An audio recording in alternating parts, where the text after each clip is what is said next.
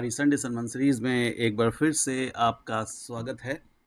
प्रभु का धन्यवाद हो इस एक और खूबसूरत सुबह के लिए जिसमें प्रभु के वचन के साथ हम आपसे बातचीत करने के लिए तैयार हैं।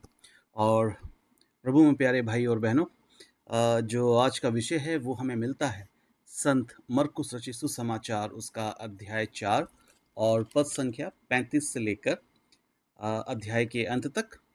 Gospel according Saint Mark chapter 4 verses 35 to 41।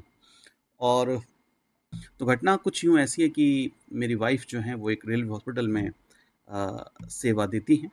तो उनका एक सहकर्मी है, एक दिन शायद कुछ बात हो रही होगी आपस में, तो उन्होंने बोला कि भाई ईश्वर सब ठीक करेगा। तो वो जो उनका सहकर्मी है, कुलीग है, उसने बोला कि ईश्वर कुछ ठीक नहीं करेगा, ईश्वर जैसी कोई चीज़ नहीं है और मैं ईश्वर को नहीं मानता हूँ। तो मेरी वाइफ ने कहा कि भाई आप क्यों नहीं मानते ईश्वर को? तो उन्होंने जो आगे कहा उससे मेरी वाइफ भी निरुत्तर सी हो गई और कोई जवाब नहीं दिया और उन्होंने आगे मुझे बताया। तो उस भाई ने कहा कि जब इस दुनिया में इतना ज़्यादा गलत चीज़ें हो रही हैं, बुराइयाँ हैं, हत्याएँ हैं, अपराध हैं और हिंसा है, बहुत सारी चीज़ें हैं, तो फिर कहाँ है ईश्वर उस समय जब ये सब कुछ इतना घोर अन्याय लोगों के साथ हो रहा होता है। कई ऐसी घटनाएं घटती हैं जहाँ पे हमें लगता है कि शायद ईश्वर है ही नहीं। तो उन्होंने आकर मुझे बताया, तो मुझे लगा कि ये जो सोच है या उस भाई का जो ऐसा मानना है, ये शायद उनके अकेले का नहीं है। आज दुनिया में बहुत सारे ऐसे लोग हैं जो शायद ईश्वर को नहीं मानते।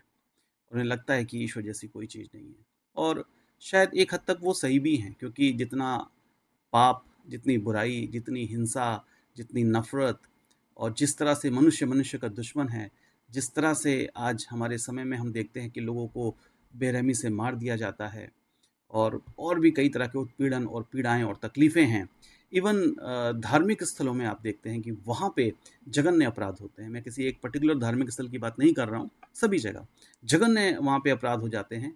तो फिर ईश्वर कहाँ है? ये प्रश्न उठना लाज़मी है और शायद इसीलिए कि आज बहुत सारे लोग हैं जो ऐसी सोच रखते हैं और वो बड़े उससे कहते हैं कि वो ईश्वर को नहीं मानते हैं।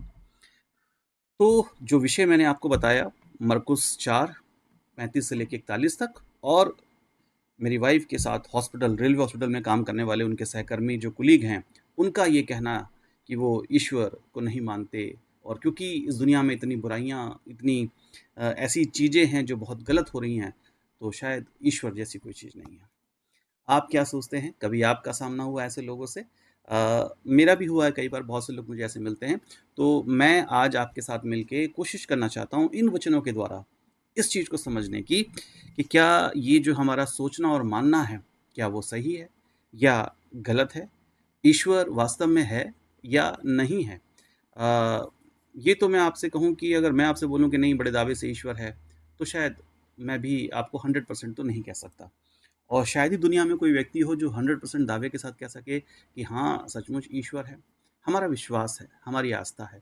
कुछ कार्य, कुछ बातें, कुछ ऐसी चीज़ें हमारे जीवन में होती हैं, जिससे हमें ये विश्वास होता है कि हाँ, सचमुच ये जो किया गया है, ये मनुष्य के द्वारा नहीं है, ये अद्भुत है और ये मनुष्य के लिए असंभव है और ये केवल एक ही शक्ति है जो जिसने पूरी दुनिया को बनाया, जो इस पूरी दुनिया को नियंत्रित करती है, निश्चित रूप से उसके द्वारा किया गया कार्य है। तो ऐसी ही एक घटना है जो हमें आज मिलती है और जो चेले हैं वो प्रभु यीशु मसीह के साथ हैं और थोड़ा-सा ही आगे बढ़ते हैं, शायद थोड़ा-सा बीच में गए होंगे उस झील या तिबेरियस सागर जिसे गलील की झील कहा जाता है या सागर कहा जाता है, और वहाँ पे तूफ़ान आ गया। आप जानते हैं कि जो ये गलील की झील है चारों तरफ पहाड़ों से घिरी हुई थी और इसकी समुद्र तल से जो इसकी ऊँचाई है वो भी मतलब जो जो समुद्र तल की गहराई जो नापने का पैमाना उससे भी काफ़ी नीचे है। तो अक्सर हवाओं का ऐसा चक्रवात सा वहाँ बन जाता है, जिससे अचानक ही वहाँ पे तेज़ हवाएँ चलने लगती हैं, बड़ी-बड़ी लहरें उठने लगती हैं और जो उसमें नाव वगैरह चल रही होती हैं, उनके पलटने के और डूबने के चांसेस बहुत ज़्यादा बढ़ जाते हैं।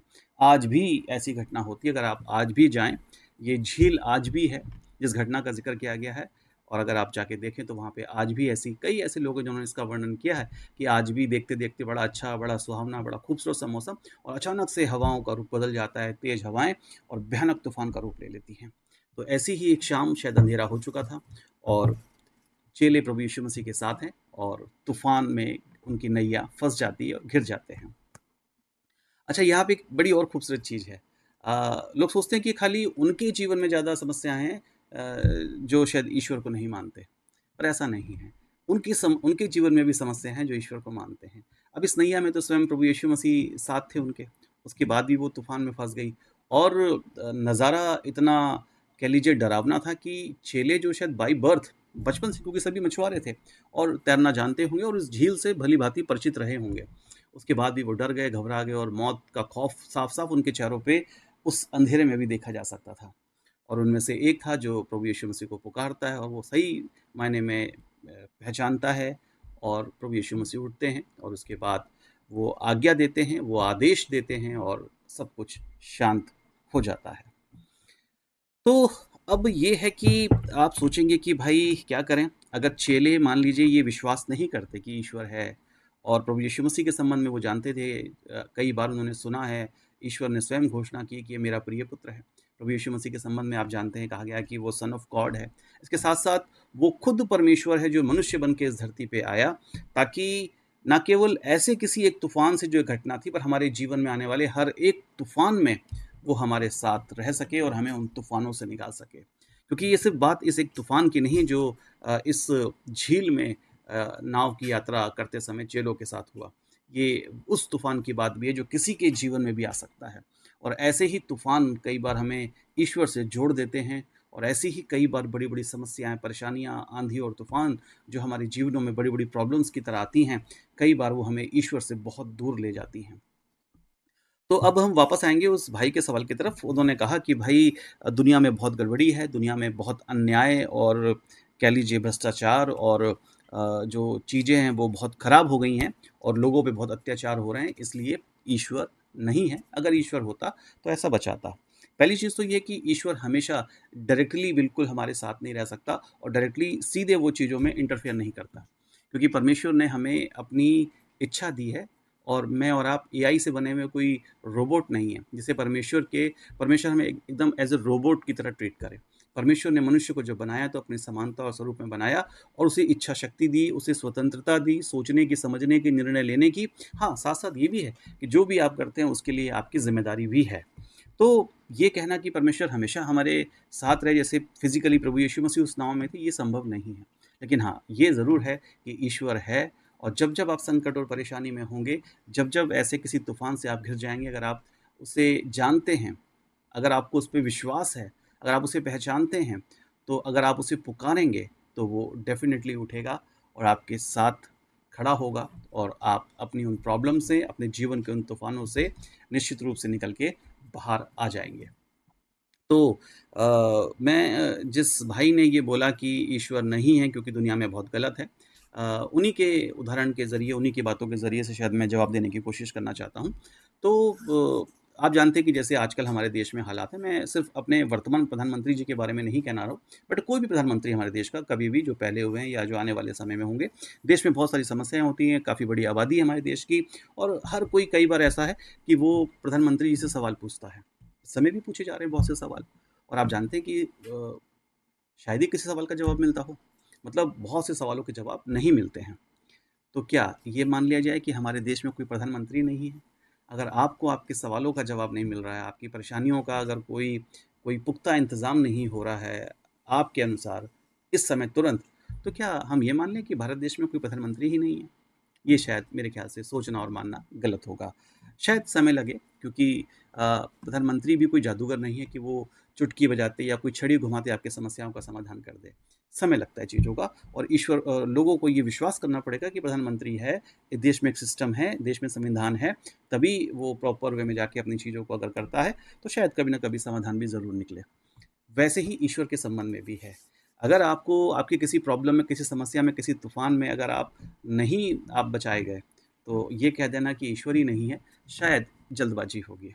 अब मैं बताना चाहता हूँ कि वो जो रेलवे हॉस्पिटल है, आप जानते हैं कि हॉस्पिटल कोई भी हो वो इसलिए होता है कि वहाँ पे लोगों के जीवन की रक्षा की जाए, लोगों का जीवन बचाया जाए और उनको बेहतर स्वास्थ्य सुविधाएँ मिल सकें। और साथ ही ये भी सच है कि रेलवे हॉस्पिटल में जो बाकी बाहर के दूसरे लोग हैं, जिस जगह पे रेलवे हॉस्पिटल है उसके बाहर बहुत सारे दूसरे ऐसे लोग हैं जिनका रेलवे से कोई मतलब नहीं है, वो रेलवे के एम्प्लॉयी नहीं है या रेलवे के कार्यकर्ता नहीं हैं।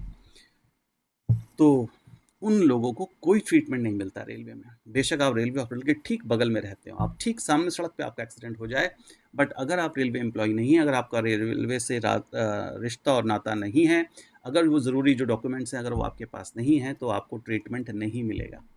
तो क्या मान लें आस-पास के सारे लोग जो सराउंडिंग में किसी भी रेलवे हॉस्पिटल के, जो रेलवे एम्प्लॉयी नहीं है, क्या हॉस्पिटल जैसी कोई चीज़ नहीं है? ये मान लें वो? ये मानना तो गलत होगा। रेलवे हॉस्पिटल तो है, बट कुछ पर्टिकुलर विशेष खास लोगों के लिए है जो उससे जुड़े हुए हैं। दूसरी चीज़, क्या रेलवे हॉस्पिटल में जो एम्प्लॉइज़ काम करते हैं, क्या सबके सब ठीक हो जाते हैं? क्या सबको ही ट्रीटमेंट मिल जाता है? कई बार कुछ नियम, कायदे, कानून में फँसकर बहुत से लोगों को ट्रीटमेंट नहीं मिल पाता। कई लोगों को सही समय पे सही उपचार नहीं मिल पाता। कई लोगों का ट्रीटमेंट करने के बाद भी उनकी जान बचाई नहीं जा सकती है। तो क्या वो या उनके परिवार वाले ये मान लें कि रेलवे हॉस्पिटल जैसी कोई चीज़ नहीं है? तो इसलिए दुनिया में जो पाप बढ़ रहा है, दुनिया में जो बुराई बढ़ रही है, दुनिया में जो अत्याचार हो रहे हैं, दुनिया में जो हिंसा, नफ़रत बढ़ रही है, मनुष्य मनुष्य का दुश्मन हो चुका है, इन सारी चीज़ों को देख के अगर आपको लगता है कि कोई देवी और अलौकिक शक्ति अगर इस दुनिया में मतलब वो उन चीज़ों को नहीं सँभालती, तो ईश्वर ही नहीं है। क्या ये कहना सही होगा या बहुत जल्दबाज़ी होगी? तो जब हम प्रॉब्लम्स और बुराइयों को देख के कह सकते हैं कि जब ईश्वर कुछ नहीं कर रहा तो ईश्वर नहीं है। तो जहाँ इस दुनिया में बहुत से अच्छे काम हुए हैं, मानवता के लिए, समाज के लिए, लोगों की भलाई और लोगों के कल्याण के लिए, बहुत से ईश्वर के जो जानने और मानने वाले लोग हैं, उन्होंने बहुत से ऐसे बड़े-बड़े काम करे हैं।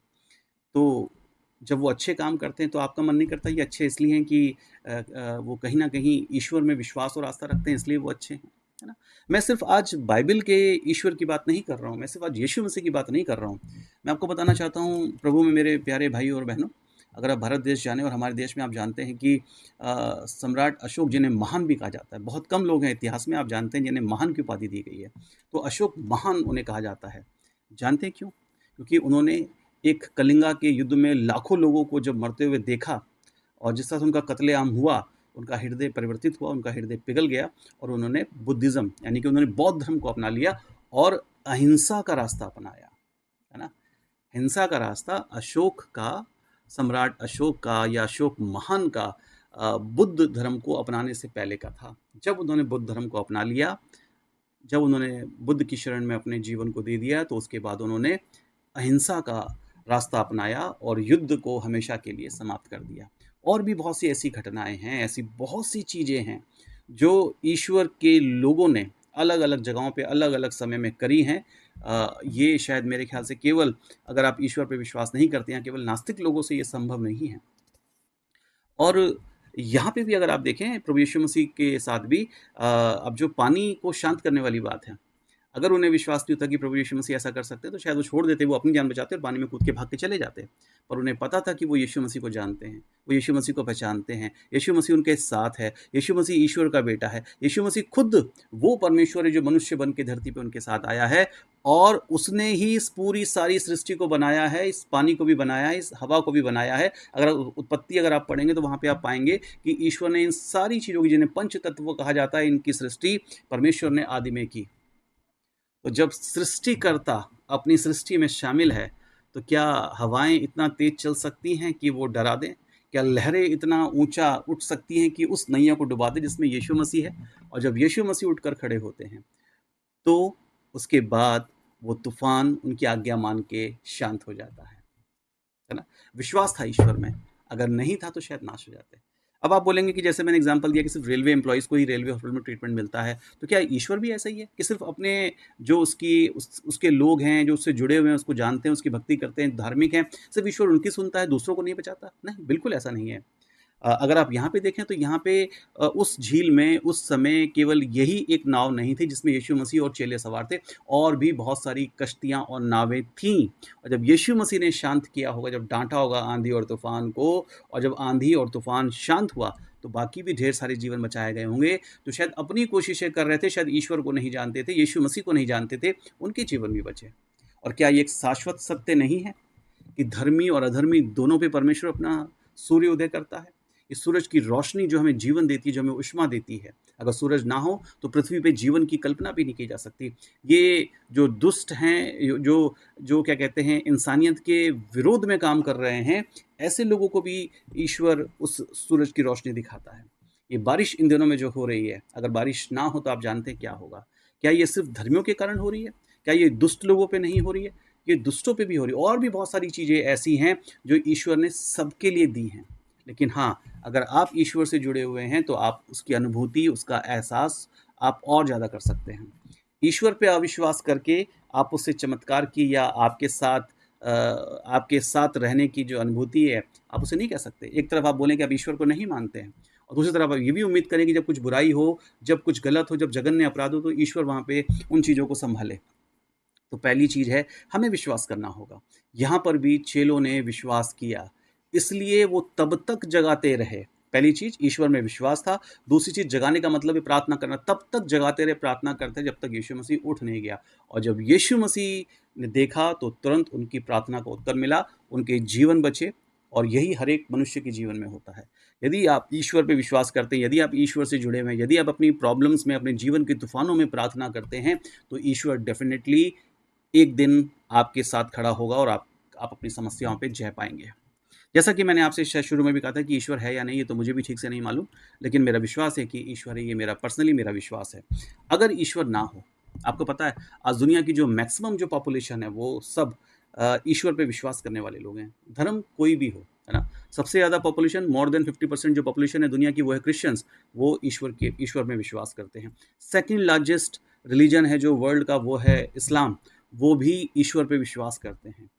तीसरा जो सबसे बड़ा धर्म है, आप कह सकते हैं शायद हमारा जो हिंदू धर्म है वो है, वो भी ईश्वर पे विश्वास करते हैं। तो मैक्सिमम जो पॉपुलेशन है, जो पूरे वर्ल्ड की, पूरी दुनिया की, वो सब ईश्वर में विश्वास करने वाले हैं। इस्लाम भी कहता है और क्रिश्चियनिटी भी कहती है कि जो कुछ भी आप करते हैं आपको अपने कामों का हिसाब देना होगा। हिंदुइज्म भी इसी बात को कहता है कि आपके कर्मों के हिसाब से आपकी आगे की चीज़ें डिसाइड होंगी, है ना? बाइबल और कुरान साफ-साफ कहते हैं कि मनुष्य के लिए एक बार पैदा होना और मरना निश्चित है और उसके बाद न्याय का दिन है, क़यामत का दिन है। तो क्या ये सारी चीज़ें आपके अंदर एक भय पैदा नहीं करती? कि आप अगर ईश्वर की संतान हैं और सारे मनुष्य चाहे वो किसी भी जाति धर्म में, वो सब ईश्वर की संतान हैं, तो हमें उनसे प्रेम करना चाहिए। हमें उन्हें कष्ट नहीं पहुँचाना चाहिए, हमें उन्हें हानि नहीं पहुँचानी चाहिए। क्या धर्म इन चीज़ों को रोक नहीं रहा है? जो पाप है, जो घृणा है, जो नफ़रत है, जो जघन्य अपराध हैं, जो हत्याएँ हैं, जो और बुरी-बुरी चीज़ें हैं। तो धर्म एक तरह से कोई भी हो, वो कभी भी हिंसा को बढ़ावा नहीं देता। वो कभी भी नफ़रत फैलाने की बात नहीं करता, वो भाईचारे की बात करता है, वो प्रेम की बात करता है, वो सेवा की बात करता है, वो आपसी भाईचारे को बढ़ाने की बात करता है। और हम कहते हैं कि साहब क्या कहते हैं, ईश्वर ही नहीं है। और जब हम ये विश्वास करते हैं कि ईश्वर ही नहीं है, तो फिर कुछ भी नहीं है। अगर आप मानते ही नहीं हैं, तो फिर कुछ भी नहीं है। अगर आप मानते हैं, तो सब कुछ है ना? हमारे देश में बड़ी अच्छी कहावत है, मानो तो भगवान, ना मानो तो पत्थर, तो फिर वो है ही। तो ये तो आपके मानने पे, आपकी श्रद्धा और आपके विश्वास है, किस तरह से ईश्वर आपको अपने ऊपर प्रकट करता है और किस तरह से आप ईश्वर को लेते हैं, ये उस पे डिपेंड करता है। बट मैं इतना कहना चाहता हूँ कि ईश्वर इस दुनिया के लिए सबसे बड़ी आशा है। जो इस दुनिया में अकेले हैं, जो अनाथ हैं, उनका कौन है? ईश्वर ही तो है। उसी की वजह से तो उनका जीवन बचा, उसी की वजह से उनका पालन-पोषण हुआ और उसी वजह से वो अपने जीवन में कुछ बन सके और सफल हो सके। अगर ईश्वर ना हो तो मनुष्य के जीवन में इतनी निराशा है कि शायद वो अपनी परेशानियों से इतना ज़्यादा डिप्रेशन में चला जाए कि शायद कभी उनसे निकल ना पाए। ये धर्म ही तो जो उन्हें उम्मीद देता है कि एक दिन ज़रूर अच्छा होगा। शायद एक दिन में नहीं होगा, पर एक दिन ज़रूर अच्छा होगा। एक अच्छा इंसान बनाने की कोशिश है दुनिया का कोई भी धर्म। अगर हम धर्म पे विश्वास नहीं करेंगे, ईश्वर पे विश्वास नहीं करेंगे, तो फिर बचेगा क्या? है ना? और मैं आपको बताना चाहता हूँ एक चीज़ लास्टली एंड फाइनली, टाइम ज़्यादा हो गया है। जैसे अभी आप जानते हैं कि एप्सिन फाइल में दुनिया के कई बड़े देशों का नाम आया और ये सभी बड़े धार्मिक किस्म के लोग हैं। ठीक है? क्यों? इतने जघन्य अपराध किए गए छोटे-छोटे बच्चों के साथ। मन में सवाल उठता है, कहाँ था ईश्वर उस समय? धार्मिक स्थलों पे हत्याएँ और भी कई गलत-गलत काम होते हैं। कहाँ था ईश्वर उस समय? तो आपके मन में सवाल ज़रूर आता होगा, जब इतनी धार्मिकता है, इतने धार्मिक हैं लोग, तो फिर इतना दुनिया में पाप और इतनी गंदगी और इतना क्रूर व्यवहार क्यों है लोगों के साथ? तो मैं आपको बताना चाहता हूँ, ये वो लोग हैं जो दिखते तो धार्मिक हैं, चाहे वो हिंदू हों, चाहे मुसलमान हों, चाहे सिख हो या ईसाई हों, चाहे वो धर्मगुरु हों, किसी भी धर्म के। ये उस नतीजे पे पहुँच चुके हैं, जहाँ इन्होंने मान लिया कि ईश्वर जैसी कोई चीज़ नहीं है। कोई न्याय नहीं होगा, कोई कर्मों का हिसाब नहीं होगा। जो कुछ है इसी जीवन में है, खाओ, पियो, मौज करो और मर जाओ। जो इंसान ईश्वर पे विश्वास करता है उसे पता है कि हमें अपने जीवन का हिसाब देना होगा, है ना?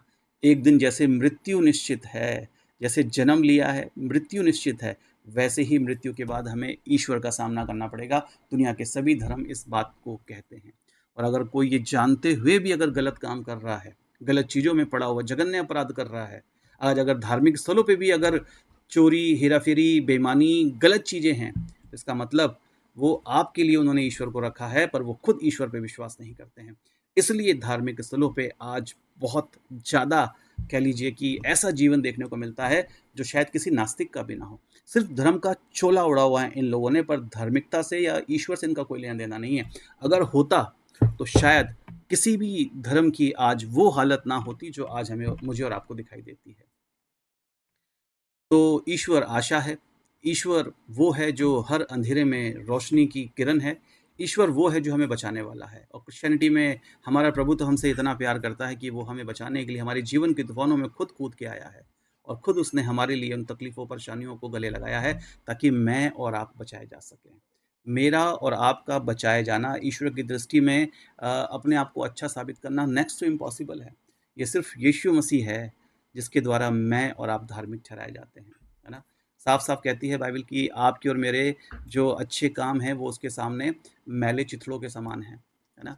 हमारे जीवनों का हाल परमेश्वर के सामने खुली किताब के समान है और कोई भी मनुष्य अपनी कोशिशों से ईश्वर के योग्य अपने आप को नहीं बना सकता, जब तक ईश्वर खुद उसको इस लायक ना बनाए। तो क्रिश्चियनिटी में इसलिए हम दया की बात करते हैं, इसलिए हम मर्सी की बात करते हैं, अनुग्रह की बात करते हैं और हमारा प्रभु हमारी प्रार्थना सुनकर और बिना सुने भी हमारे साथ खड़ा रहता है और हमें बचाता और हमें छुड़ाता है।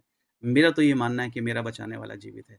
मुझे तो पता है कि मेरे तूफ़ानों में मेरा ईश्वर मेरे साथ है, इसलिए आँधियाँ और तूफ़ान चाहे कितने भी उठें, वो मेरा कुछ नहीं बिगाड़ पाएँगे। मुझे मालूम है कि जिस नाव में मैं चल रहा हूँ, उसमें बड़ी-बड़ी लहरें तो उठेंगी, लगता तो है कि नाव डूब जाएगी, लेकिन जीवन का खवैया यीशु मसीह मेरे साथ है, इसलिए मेरी नैया कभी नहीं डूबेगी, ये मेरा विश्वास है। अगर ईश्वर पे विश्वास ना हो, तो सिर्फ़ निराशा है, सिर्फ़ हताशा है और फिर सिर्फ़ हम ऐसी ही दुनिया की कल्पना कर सकते हैं जहाँ कोई उम्मीद नहीं है। तो प्रभु आपकी मदद करे इन वचनों के द्वारा। ये भी जो घटना है हमें यही विश्वास दिलाती है कि वो हमेशा हमारे आस-पास है ना? वो हमेशा हमारे करीब है, बशर्ते हम उससे जुड़े रहें, उसमें बने रहें, उसको पुकारते रहें और वो जीवन के हर पल हमारे साथ है, हमें छुड़ाने और हमें बचाने के लिए। वो है, ये अनुभव की चीज़ है। मैं हमेशा से कहता हूँ कि ईश्वर क्या है? जैसे गूंगा गुड़ खाए और मंद-मंद मुस्कुराए। ईश्वर क्या है? शायद किसी को बताया नहीं जा सकता, समझाया नहीं जा सकता। एक ऐसा अनुभव है जो आप पर्सनली कर सकते हैं और अगर वो आपके साथ है तो आपके जीवन में, आपके कामों में, आपके व्यवहार में ये दिखाई देगा और आप चाहे किसी धार्मिक जगह पे किसी बहुत बड़ी पोस्ट पे हों या ना हों, आप धार्मिक हैं। और अगर ईश्वर पे आपका विश्वास नहीं है, अगर आप ईश्वर से जुड़े हुए नहीं, आप किसी भी बड़ी पोस्ट पे क्यों ना हो, है ना? मैं नाम लेना नहीं चाहता हूँ इस समय उन पोस्ट का जो भी हो, पादरी-वादरी जितने भी हैं, प्रचारक, पास्टर जो भी आप कह लीजिए और बड़ी-बड़ी पोस्ट है। दुनिया को सिर्फ़ वो चोगा पहन के सिर्फ़ बेवकूफ़ बना रहे हैं। आप ईश्वर को नहीं जानते, ईश्वर आपको नहीं जानता, आप ईश्वर से कोसों दूर हैं। आपका जीवन, आपका व्यवहार, आपका काम इस बात को बताते हैं कि आप ईश्वर को नहीं जानते। आप लोगों को ऐसा बता रहे हैं कि आप धार्मिक हैं, बट आपका धार्मिकता से और धर्म से कोई लेना-देना नहीं है। धर्म वो है जो आपस में जोड़ता है, धर्म वो है जो दूसरों की चिंता करता है, धर्म वो है जो दूसरों की रक्षा करता है, धर्म वो है जो हिंसा नहीं करता, धर्म वो है जो सिर्फ़ प्यार बाँटता है क्योंकि ईश्वर प्यार है। तो प्रभु मदद करे और थोड़ा-सा मुश्किल है आज का वचन, लेकिन शायद ऐसे लोग जब आपके और मेरे जीवन में मिलते हैं, तो शायद आज लोगों में निराशा और हताशा बढ़ रही है। क्योंकि जिनके ऊपर ज़िम्मेदारी थी ईश्वर को बताने की, वो खुद ईश्वर से बहुत दूर हैं। इसलिए हमारी इस दुनिया में निराशा और गलत और जघन्य अपराध लगातार बढ़ते चले जा रहे हैं। आय काश कि वो ईश्वर जिसे आपको और मुझे पुकारने की और लगातार पुकारते रहने की ज़रूरत है, ताकि वो सारी चीज़ों को अपने कंट्रोल में ले और ये सारी गड़बड़ियाँ, ये सारी गलतफ़हमियाँ, ये सारी गलत चीज़ें थम जाएँ और हमारे जीवनों में चैन और आराम हो जाए। प्रभु आप सबको आशीष दे। जय मसीह की।